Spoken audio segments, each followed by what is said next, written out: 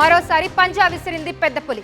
కొమరం భీం ఆసిఫాబాద్ జిల్లా సిర్పూర్ ప్రాంతంలో మరోసారి పులి దాడి చేసింది. దుబ్బగూడ దగ్గరలోని పత్తి చేనులో సురేష్ అనే రైతుపై పులి దాడి చేయడం జరిగింది.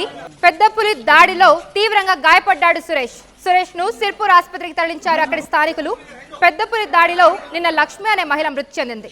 3 రోజుల్లో ఇద్దరిపై పెద్ద పులి దాడి చేసింది. ఈ వరుస దాడులతో అక్కడి ప్రజలు భయభ్రాంతులకు గురవుతున్నారు.